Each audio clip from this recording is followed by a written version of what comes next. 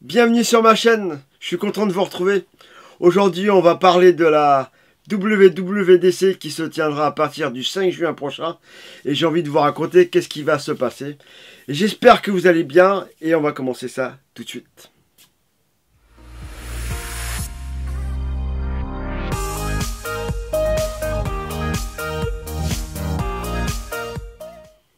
Donc il n'y aura toujours pas de nouvel iPad Pro qui va sortir. Pas pour la WWDC.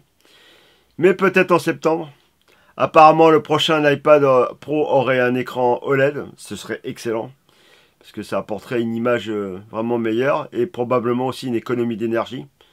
Donc c'est pas pour tout de suite. Donc comme je viens de le dire, peut-être en septembre. Voilà. Alors la WWDC c'est surtout consacré au logiciel. Pour iPhone, iPad, Mac et tout ce qui est iOS quoi. Donc, comme toujours, il y a une première bêta qui va sortir pour les développeurs, pour qu'ils puissent le tester, l'analyser. Bien sûr, tout le monde peut faire ça en fait, hein, mais je vous conseille d'avoir un second iPhone hein, pour l'essayer, parce qu'il y a toujours des bugs, hein, c'est pas la version définitive. Et ça, pour plusieurs mois, plusieurs bêtas, jusqu'à ce qu'ils sortent la version définitive en septembre ou octobre. Et que surtout, même celle-là, la définitive, elle sera mieux que les bêtas, bien sûr. Mais il y a souvent, une semaine après ou deux, une nouvelle version qui sort, une nouvelle mise à jour, pour que là, ça soit bien calé une bonne fois pour tous. Alors, ce qui est pour l'iPad, ils vont intégrer les nouvelles fonctionnalités normales qu'il y a déjà sur iOS 17, qu'il y aura sur iOS 17 pour l'iPhone, par exemple, mais il y a aussi la même chose sur l'iPad, sauf qu'ils vont l'adapter à la taille de l'écran. Il y aura peut-être aussi un écran de verrouillage personnalisé, comme il y a sur l'iPhone. Franchement, j'ai pas compris pourquoi ils l'ont pas mis directement avec iOS 16 aussi sur l'iPad. Ça m'a un peu déçu. Et donc, tout ça est à suivre. Donc, pour l'iPad, ils vont sortir Final Cut Pro et Logic Pro le 23 mai 2023. Donc, avant la WWDC.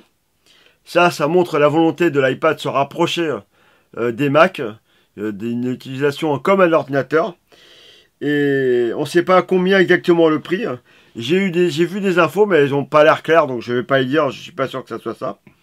Par contre, une chose qui est sûre, ceux qui ont déjà acheté la version Final Cut Pro sur le Mac, eh ben, ils ne payeront pas la version iPad. Voilà.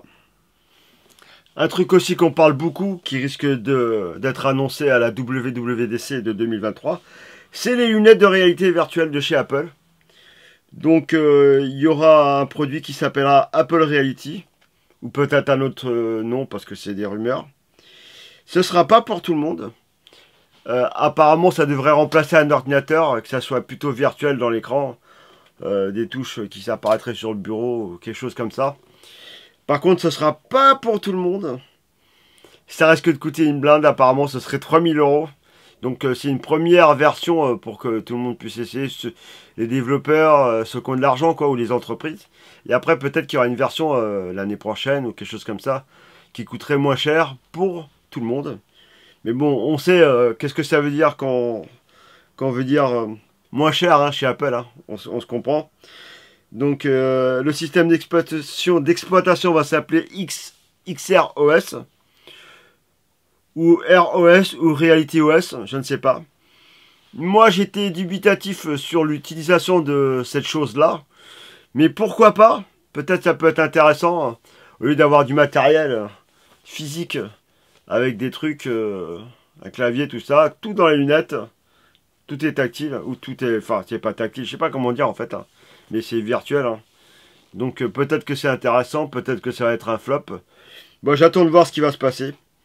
Et probablement ça va être utilisé, annoncé à la WWDC qui se tient au mois de juin, je le rappelle, à partir du 5 juin. Voilà. Donc c'est la fin de cette vidéo sur la WWDC. J'espère que ça vous a plu. J'espère que qu'on aura des nouveautés intéressantes, de l'évolution sur les applications et aussi sur les nouveaux produits qui vont sortir.